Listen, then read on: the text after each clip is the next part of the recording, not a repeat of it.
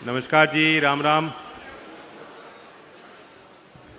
हमारे दल के सभी वरिष्ठ नेतागण, भारतीय जनता पार्टी के जिलाध्यक्ष, कौशल विकास मंत्रालय के अधिकारीगण और उपस्थित यहाँ बच्चे जो इस कौशल महोत्सव में लाभ लेने यहाँ सीखने आए हैं, जो इस कार्यक्रम में शामिल हुए, उनके सभी अभिभावक, उनके माता पिता, मेरे अभिभावक, ये चौधरी अजीत सिंह जी की भी कर्मभूमि है और आज एक विशेष अवसर है, कोई सामान्य तारीख नहीं।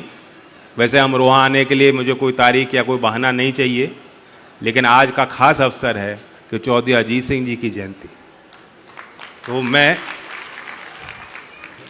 भावुक पल हो जाते हैं। आप रोना बंद करोगे तो मेरे लिए दिक्कत खत्म होगी। ये खुशी के पल हैं।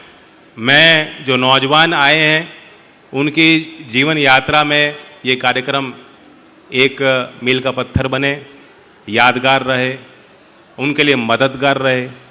ये आयोजन आपके लिए है। मैं आपसे एक सवाल पूछना चाहूँगा, आप में से जो यहाँ इंटरव्यूज़ के लिए आए हैं, कितने ऐसे हैं जो पहली बार इंटरव्यू दे रहे हैं? Huge majority. अच्छा, मुझे लगा कम हाथ उठेंगे।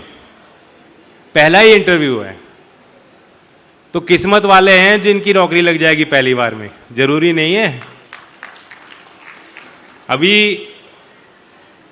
3155 कैंडिडेट्स कौशल महोत्सव में भाग ले रहे हैं और अभी तक 1232 सेलेक्ट हुए हैं। मेरी तो इच्छा रहेगी सारे सेलेक्ट हो जाएं, लेकिन जीवन में जब हम हार जाते हैं, जब हमें कामयाबी पहुंच से थोड़ी बाहर रह जाती है, हमें लगता है कि हमारे पहुंच में है, लेकिन वो हमें अफसोस नहीं मौका मिलता, वो अवसर का हम फायदा नहीं उठा पाते। जीवन में वो जो पल हैं वो जीतने से ज़्यादा महत्वपूर्ण है। मैं खुद आपको बता रहा हूँ, जब ठोकर लगती है तो आदमी उसके अंदर ठहराव पैदा होता है, धैर्य पैदा होता है, वो समझता है एक दूसरे पे निर्भरता की अहमियत कि मैं अकेला नहीं हूँ, मैं अकेली नहीं हूँ। वह औरों के सुझाव सुनने के लिए उसके कान, उसका मस्तिष्क तैयार हो जाता है। वो और अच्छे विचारों को ग्रहण करने के लिए तत्पर हो जाता है, अपने आप में सुधार लाने के लिए तैयार हो जाता है। अभी आप सबकी शुरुआत है और मेरी शुभकामनाएं। मुझे उम्मीद है आपको नौकरी मिलेंगी। नौकरी लगन के साथ कीजिएगा। जिनको नौकरी नहीं करनी, हो सकता है और नए और बेहतर अवसर आपके लिए खुलें, नए दरवाजे खुलें।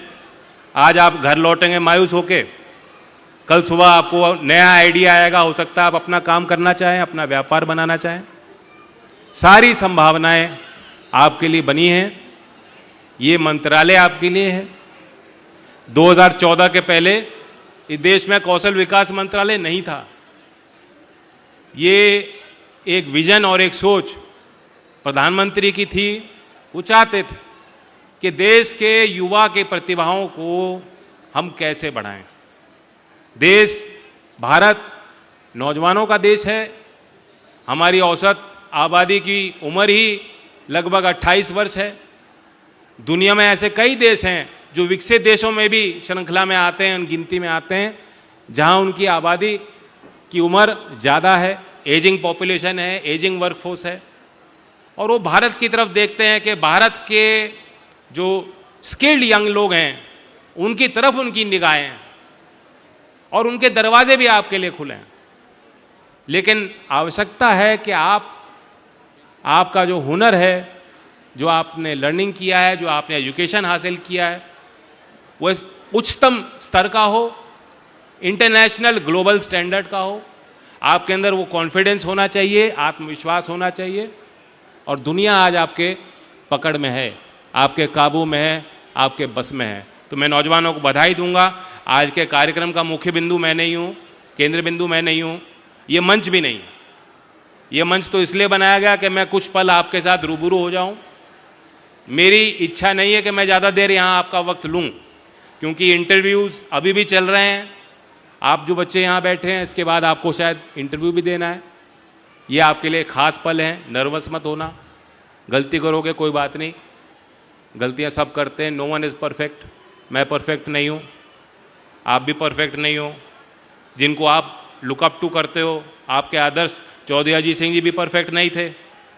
तो हम जैसे हैं बेस्ट अपना केस पुटअप करो।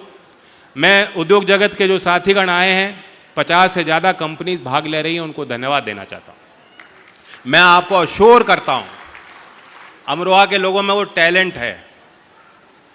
देश में, दुनिया में कहीं भी अमरोहा का आदमी जाएगा, बच्ची जाएगी, तो दिल लगा के, ईमानदारी के साथ, लगन के साथ वो काम करेंगे। जो आप जिम्मेदारी दोगे, अमरोहा के जो आज कैंडिडेट्स आपके सामने आए हैं वो सक्षम है, वो आपकी सेवा करेंगे, आपके एंटरप्राइज को आगे बढ़ाएंगे, आपका मुनाफा भी दिन रात 4 गुना होगा। लेकिन इनको नौकरी जरूर देना, इनको नौकरी जरूर देना। यूपी की तस्वीर बदल रही है। आज 9 लाख करोड़ का बजट यूपी में पेश हुआ, पहली बार इकोनॉमिक सर्वे पेश हुआ। हमने आपने सोचा नहीं था। यूपी की एक बहुत आकर्षक डेटा सेंटर पॉलिसी है, सेमीकंडक्टर इंडस्ट्री को बढ़ावा देने के लिए पॉलिसी है, डिफेंस का कॉरिडोर बन रहा है, कई जिलों की जमीनें वहां लोगों ने दी है, सरकार ने व्यवस्था बनाई और दुनिया की कंपनीज आके निवेश कर रही हैं। और एक ऐसा वक्त था जब मैं एक एमपी के डेलीगेशन में बाहर गया था, मैं विदेश गया था, कई एमपी थे, दूसरे राज्यों के सांसद थे, हम 4-5 लोग थे, और वहाँ गवर्नमेंट टू गवर्नमेंट मीटिंग्स में और इंडस्ट्री वालों के साथ बैठकों में हम अपना प्लान बता रहे थे कि भारत में क्या परिस्थितियाँ हैं, अर्थव्यवस्था में क्या संभावना है, और उनको इस उम्मीद के साथ हम गए थे कि वो लोग हमारी तरफ आएँ, निवेश करें, कारखाने लगाएं। मैं बताना चाहता हूँ, भारत का मैप उनके ऑफिस में था, चेन्नई, बेंगलोर, मुंबई, सब पे उन्होंने मार्क किया हुआ था, हरियाणा तक में भी उनका मार्क था। मैंने पूछा ये आपने जो अंकित किया है क्या है? उन्होंने कहा यहाँ हमारे ऑफिसेज हैं, या यहाँ हमारी इकोनॉमिक अपॉर्चुनिटी है, यहाँ हम इन्वेस्टमेंट करने जा रहे हैं। यूपी डार्क जोन था, उनके मैप में यूपी नहीं था। आज यूपी सेमीकंडक्टर इंडस्ट्री को अट्रैक्ट कर रहा है। HCL और फॉक्सकॉन यहीं करीब जेवर में 3700 करोड़ रुपए का निवेश कर रहे हैं, और वो छोटा सा एक चिप बनाएंगे जो दुनिया के मोबाइल फोन में लगेगा, जो दुनिया में बनने वाली गाड़ियों में लगेगा, जो दुनिया में बनने वाली इलेक्ट्रॉनिक्स में लगेगा। ये सब इसलिए संभव है क्योंकि लीडरशिप अच्छी मिली, विजन के साथ काम कर रही है, स्थिर सरकार है। यहाँ किसान भी आए हैं, उन्हें मालूम है ये अमरोहा की धरती में कुछ तो खास है। यहीं पे मैंने आके कुछ आपने प्रेरणा दी होगी कि मैंने यहाँ आके क्या मेरी जुबान पे आया, कहते हैं ना सरस्वती बैठ गई। यहीं अमरोहा में चुनाव के प्रचार में मैं आया था, मैंने कहा था चलो 400 पार, किसानों का भी 400 पार होगा। हो गया कि नहीं हुआ? 3000 करोड़ का अतिरिक्त लाभ उत्तर प्रदेश के किसानों को गन्ने के भाव 30 रुपए बढ़ाने से मिला। ये वो इंडस्ट्री है जिसकी कल्पना चौधरी अजीत सिंह जी ने की। आपने वो तस्वीरें देखी, वीडियो देखी, वो ब्राजील गए जहां पे इथेनॉल की मिक्सिंग बड़े पैमाने पे वहां फ्यूल में होती थी। उससे प्रेरित होकर उन्होंने यहाँ इथेनॉल मिक्सिंग की शुरुआत की। आज आप देख रहे हैं कि देश किस प्रकार से तरक्की कर रहा है।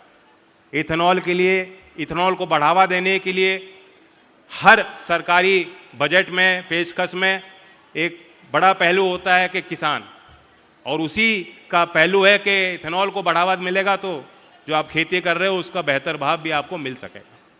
आज दूसरे देशों के साथ भारत करार कर रहा है। एक विस्तारवादी व्यापार नीति का ये एक दृष्टिकोण है, और ये जरूरी भी है।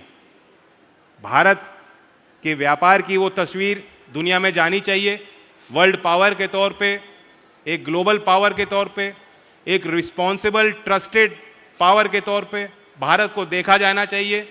और ये सब कोशिशें उसी के दृष्टि से की जा रही हैं, बड़ी खुशी होती है। लेकिन इस सब में प्रधानमंत्री जी ने और भारत सरकार ने एक मत रखा कि व्यापार होना चाहिए, लेकिन उसका लाभ किसको मिले। अभी जो करार हुआ है यूएस के साथ, फाइन प्रिंट आप पढ़ोगे, चीज़ें बाहर आएंगी, सार्वजनिक होंगी। मैं अगर आप में अगर कोई जिज्ञासा है कि क्या हुआ है, क्या तय हुआ है, हमें क्या लाभ मिलेगा, मैं मोटा मोटी समझा दूं। यहाँ जो लोग आए हैं सब ग्रामीण पृष्ठभूमि के हैं। यहाँ कोई 1000 करोड़ का कारखाना लगाने वाला व्यक्ति नहीं होगा। वो इंडस्ट्री वाले तो वहाँ महोत्सव में आए। यहाँ कोई 1000 करोड़ वाला आदमी तो नहीं है ना, कोई नहीं है। अब जिसका कारखाना हो 1000-2000 करोड़ का, जब हमने यूएस के साथ डील की है उनके लिए तो प्रतिस्पर्धा बढ़ जाएगी, उनका भी कोई नुकसान नहीं है। वो global product, global value chain का हिस्सा बनेंगे। जो प्रतिस्पर्धा में उनको सीखने का मौका मिलेगा, क्वालिटी इंप्रूव करने का मौका मिलेगा, उसका लाभ उनको मिलेगा। लेकिन उनको अभी प्रतिस्पर्धा को फेस करना पड़ेगा। लेकिन 1000 करोड़ के नीचे जितने लोग हैं, चाहे काश्तकार हो, कारीगर हो, कामगार हो, किसान हो, मछुआरा हो, जो छोटा उद्यमी हो, एमएसएमई यूनिट लगाने वाला व्यक्ति हो, कुटीर उद्योग लगाने वाला व्यक्ति हो, हैंडीक्राफ्ट का काम करने वाला व्यक्ति हो, उन सब को इंडिया और यूएस डील का सीधा लाभ मिलने वाला है। ये मेरा दावा है और विश्वास के साथ ये बात मैं आपके बीच में कहना चाहता हूं। कौशल विकास की हम बात करें तो देश में 14,500 ITI हैं। और ये बात मैं सार्वजनिक मंचों से बार बार कहता हूं क्योंकि मैं जायजा लेना चाहता हूं कि आपकी भावना क्या है। अक्सर जब हम लोग सरकार में होते हैं तो हमारी कोशिश होती है कि हम लोग घोषणाएं करें, शुरुआत करें, नवीन काम करें, नवाचार को बढ़ावा दें, हम वो काम करें जो पहले नहीं हो पाया। और उसका पहलू है कि उद्घाटन। नेताओं को आपने देखा होगा फीता काटते हुए उद्घाटन करते हुए। आज मैं यहाँ के बाद जा रहा हूँ, एक स्विमिंग पूल जो अमरोहा में मेरी निधि से लगभग 2.5-3 करोड़ रुपए मैंने दिए हैं। स्विमिंग पूल शायद अमरोहा में इससे पहले नहीं था, वो भी मैं बनाने जा रहा हूँ, उसकी देख रेख मैं करूँगा। मेरी भी इच्छा है कि नवीन काम मेरे हाथों से आपके आशीर्वाद से हो जाए। मेरी जवाबदेही आपसे है। लेकिन ITI के संदर्भ में मैंने वो काम किया जो मैं आपके बीच दो टूक ईमानदारी के साथ बताना चाहता हूं। जब मैं मंत्री बना तो एक बैठक में मुझे जानकारी मिली कि एक नियम था मंत्रालय में कि यदि 2 साल से ज्यादा अवधि कोई सीट ITI में, कोई ट्रेड खाली रह जाता है, यानी उसकी डिमांड नहीं है, या वो संचालित नहीं हो पा रहा, या वो ITI कहीं जमीन पे काम नहीं कर रहा, एज ए शिक्षण संस्थान उसकी रीच नहीं है, मोबिलाइज नहीं कर पा रहा बच्चों को, 2 साल तक अगर वो ट्रेड खाली रह जाएगा तो वो सीट अपने आप बंद कर दी जाएगी। ऐसा नियम 2018 में बन चुका था। मैंने पूछा, अच्छा हमारी सीटें खाली क्यों रहे हैं? ITI में 50% सीटें क्यों खाली हो रही हैं, क्यों रिक्त हैं? बच्चों को क्या लगता है कि इससे नौकरी नहीं मिलेगी? बिल्कुल मिलेगी नौकरी। क्या कमियां हैं? एक एक धागा उधेड़ते उधेड़ते पता लगा कि 2018 में जो नियम बना था वो अभी तक लागू नहीं हो पाया। बीच में कोविड आ गया, कोविड के कारण उन्होंने छूट दी इन संस्थानों को। संस्थानों की लॉबी बड़ी मजबूत होती है। 14,500 में सिर्फ 3,000 सरकारी संस्थान हैं, बाकी तो सब प्राइवेट ITI हैं। उन्होंने भी कोशिश की होगी कि बंद ना हो, लेकिन मैंने कहा नहीं, जो सीट खाली है आज से नहीं 2018 से खाली पड़ी है, तो नियम के तहत वो सीट को बंद कर देना चाहिए। और मेरे उस फैसले से लाखों सीट जो ITI में खाली पड़ी थी, जो ट्रेड का कोई डिमांड नहीं था, पुरानी सीटें चली आई, वो बंद हो गई। तो मंत्री तो उद्घाटन की बात करते हैं, मैं आपको बता रहा हूं कि जो डिमांड नहीं थी, जहां कहीं ना कहीं कमियां थी, व्यापक तौर पे फैसला लेके पारदर्शी तरीके से हमने उन सीटों को बंद करने का काम किया। मैं चाहता हूं कि प्रत्येक ITI की प्रत्येक सीट की डिमांड हो, ITI की संस्था पे लोगों का विश्वास हो। आपके बच्चे स्कूल जाते हैं, माता पिता बड़ी चिंता करते हैं कि बच्चा जो है अच्छी लिखाई पढ़े करे, उसके बाद पैसा जुटा के आप उससे इंजीनियरिंग करा लेते हो, या सोचते हो चलो भाई डॉक्टर बन जाओ, नर्सिंग का कोर्स कर लो। उसी प्रकार से कुछ बच्चे ऐसे हैं जिनकी रुचि होती है, वो ITI का कोर्स कर रहे हैं, लेकिन जो जिस समाज में वो संस्थाएं परिचालित हैं, जो काम कर रही हैं, वो समाज की देखरेख नजर उन संस्थाओं पे नहीं है। अगर आप अपने बच्चों की स्कूल भेजते हुए चिंता करते हो, CBSE के स्कूल में आपका बच्चा जा रहा है, तो अगर आपका बच्चा ITI में आपकी बच्ची जा रही है, तो आपको वही भावना, वही गर्व आपको महसूस होना चाहिए, वही विश्वास होना चाहिए कि उच्चतम स्तर की शिक्षा उनको ITI में मिल रही है। ITI के सर्टिफिकेट की वैल्यू एम्प्लॉयर के नज़र में होनी चाहिए। उनके निगाह में होना चाहिए कि ये बच्चा टैलेंटेड है, ये से मैं नौकरी दे सकता हूं, मुझे इसे नौकरी देनी चाहिए। इस प्रकार के विश्वास को पैदा करने के लिए मैंने कदम लिया और अभी भारत सरकार ने एक नई योजना निकाली है, पीएम सेतु। इसमें आईटीआईज को सरकारी आईटीआई में निवेश करके उनको ट्रांसफॉर्म करने के लिए नई योजना है। देश के सरकारी आईटीआई में 60,000 करोड़ रुपए केंद्र सरकार, राज्य सरकार और उद्योग जगत के दानदाता साथ मिलके 60,000 करोड़ रुपए निवेश करें। अमरोहा में मैं खड़ा हूं, आप कहो कि 60,000 करोड़ तो ठीक है, अमरोहा वालों को क्या मिला? भाई अमरोहाइट तो पूछ सकते हैं मुझसे, भाई ये तुम्हारी धरती है, अमरोहा में क्या मिला?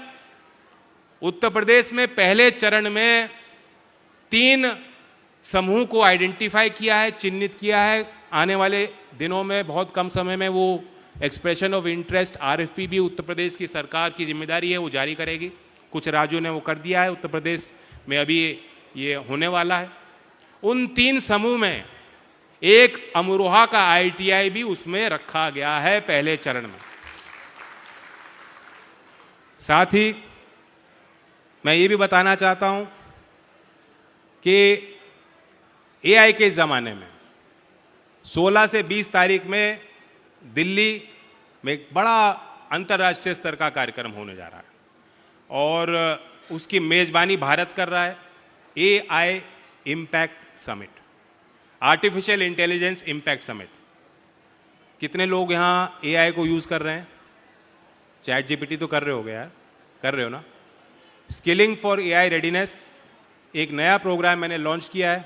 इट इज़ कंप्लीटली फ्री, निःशुल्क है, 15 घंटे का कार्यक्रम है और 0.5 एकेडमिक क्रेडिट आपको मिलेगा। आपके डिजी लॉकर में आपको सर्टिफिकेट भी उसका मिलेगा।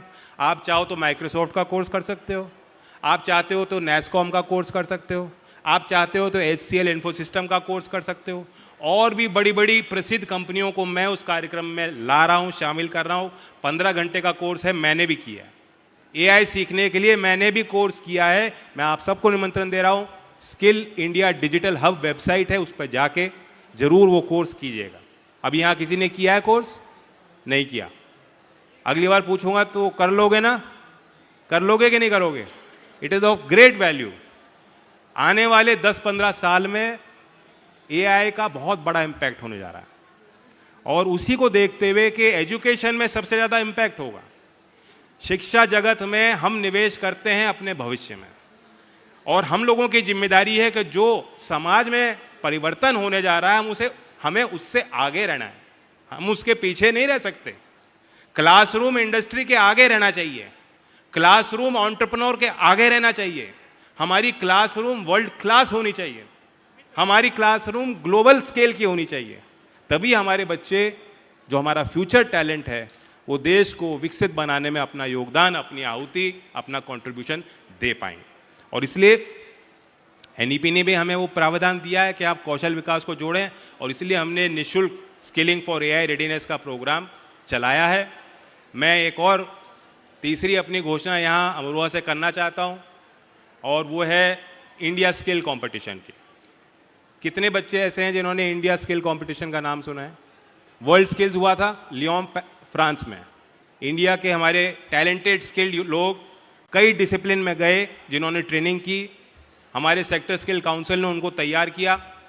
उन्होंने इंडिया स्किल कंपटीशन में जिन्होंने गोल्ड मेडल जीता था, जो प्रतियोगिता हुई थी, उनका चयन हुआ। भारत के रंग पहन के, भारत की टीम का हिस्सा बन के वो विदेश गए, फ्रांस में उन्होंने भाग लिया और भारत का नाम रोशन करके आए। कई बच्चे उसमें जीत के आए, मेडल जीत के आए। भारत का दुनिया में 16वां स्थान आया। ओलंपिक मेडल हम नहीं जीत पा रहे, लेकिन हमारे बहुत सारे बच्चे वर्ल्ड स्किल कंपटीशन में जीत के आए, मुझे गर्व होता है।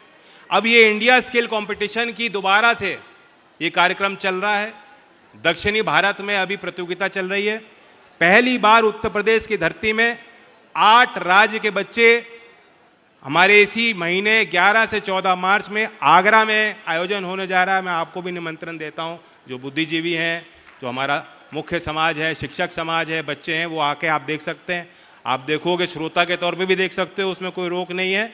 11 से 14 मार्च में पहली बार उत्तर प्रदेश में नॉर्थ जोन का कंपटीशन हो रहा है। और इस सब के बाद इसी महीने के आखिर में, मार्च के आखिर में, पहली बार इंडिया स्किल कंपटीशन जो पिछली बार दिल्ली में आयोजित हुआ था, पहली बार उत्तर प्रदेश की धरती में नोएडा में होने जा रहा है, वो इस महीने के आखिर में। मैं आपको निमंत्रण उसका भी देना चाहता हूँ। और जो इंडिया स्किल कंपटीशन में जीतेंगे, अगली बार चाइना में वर्ल्ड स्किल कंपटीशन हो रहा है, वो जो जीतेंगे उनकी किस्मत है, वो भारत के रंग पहनते हुए गर्व के साथ मेरा देश, मेरा भारत महान, भारत माता की जय का नारा लेते हुए, ललकार करते हुए वो उनको मौका मिलेगा तो भारत की टीम का हिस्सा बन सकते हैं।